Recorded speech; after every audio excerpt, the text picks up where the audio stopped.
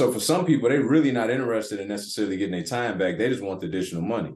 And for those people, they find themselves being involved in a lot more of the day-to-day and the minutia of the business than most people would like to.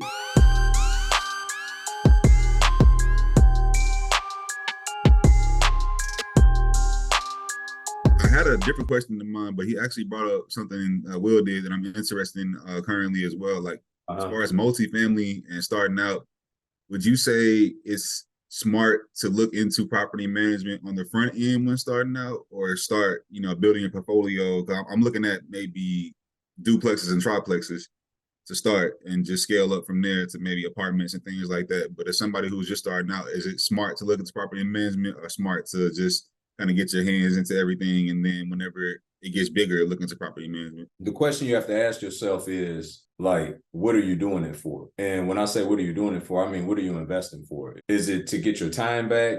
Is it the money aspect?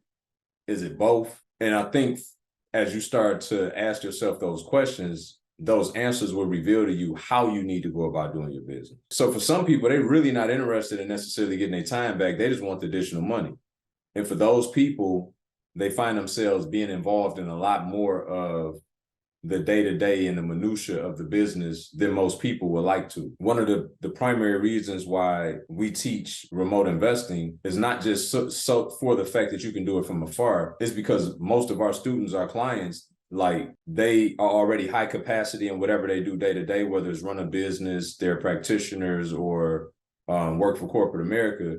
And so for them, by being able to take our system, it allows them to put as little time into the day-to-day so they can focus on the two highest and best use, which is raising capital and finding more deals. Because those are the only two things as the investor that bring you the highest yield on your time. And so it's interesting you asked that. It was a guy on, I did a video on YouTube a week or two ago, and I was talking about how if you were to house hack a property, like, you should let the tenant know that you're the landlord, because now they're watching your every move. They're seeing what you drive. They're seeing your company, right? You're too common to them. So what happens is now they look for every reason why they shouldn't pay you. And not only look for every reason why they shouldn't pay you, but now every single problem they got at their property, they on your bumper. They knocking at the door, having conversation. So there's no way I would live in that environment. Like, if I were the house hack, I would still have a property management company, be the liaison. That tenant would never know that I was the owner.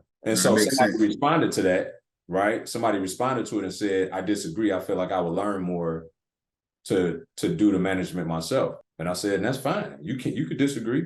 Warren Buffett said that it's good to learn from your mistakes, but it's best to learn from the mistakes of others. The problem is, the biggest cheat code in life is to pay people so that you can bypass their mistakes. But then you have some people that just can't. It's a scarcity mentality.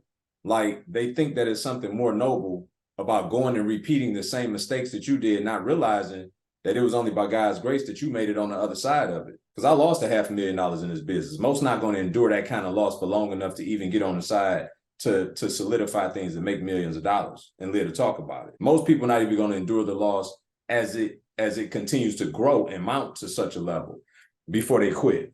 And so I say that to say, this particular person thought that although they've never done a deal before, that it was in their best interest to do the exact opposite of what the guy that's been doing it for 17 years and made millions of dollars said to do in the video. So I let them be great. You know what I'm saying? The part they don't realize is, by doing it their way, when that thing becomes a problem, they gonna want to move from their home because that's their primary residence. See, that's the part nobody paying attention to. When it's one thing for me to have an issue with a tenant that's 8 miles away.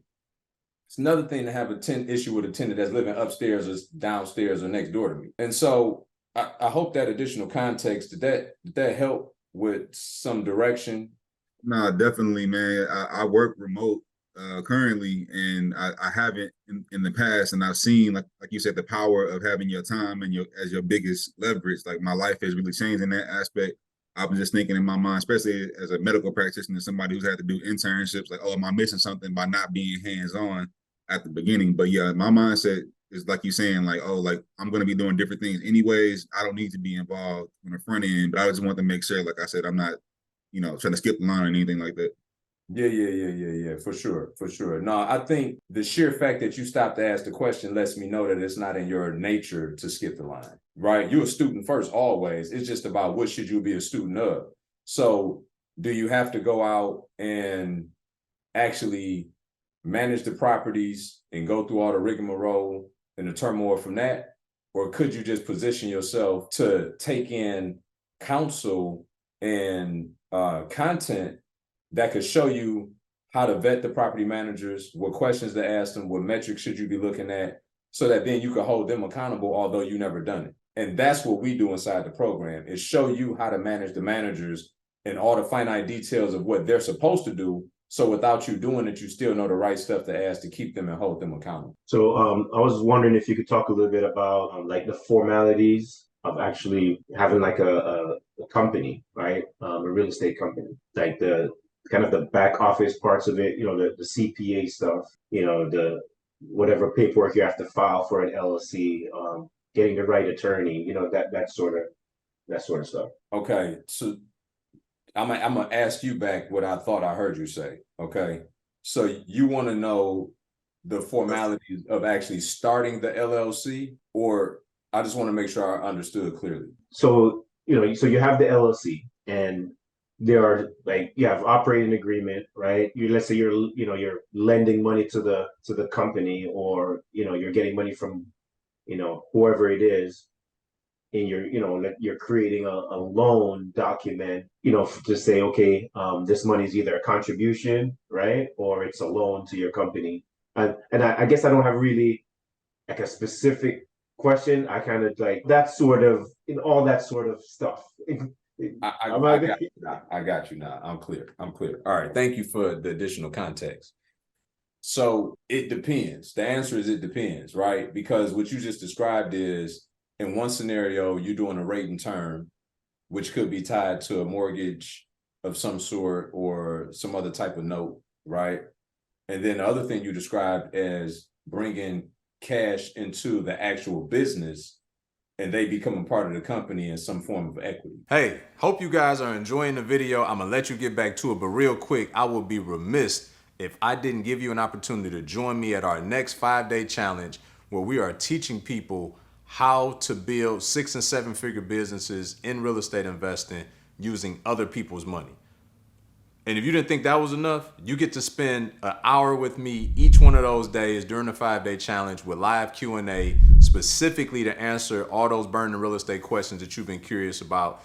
Now, listen, all you got to do is click the link in the description, join us on our next iFlip challenge. I look forward to meeting you guys there. And as promised, look, get back to the video. And so there's a myriad of ways to doing it once you figure out what's the dynamic of the deal. I mean, I've got some deals, like some of my larger assets, to where my partners are equity partners in the project, but not in the LLC. But they still get a K1, but they're not really, it's my LLC, and they are equity partners in that asset that's inside of the LLC. Whereas traditionally speaking, most people would just include them as an equity partner in their LLC or do a partnership LLC, right? I don't do it that way. So that's just basically what, just an agreement that you have with them on the particular project between your LLC. Yeah, so there's a very specific way in which I have my attorney draft up the participation agreement between us. And they're protected. I'm not doing anything nefarious. I'm just telling you that I typically don't have them as a part of the LLC. I have them a part of the asset that's in the LLC. And they still get their K1 and depreciation and everything else. It's just that they don't have any controlling rights of the actual entity.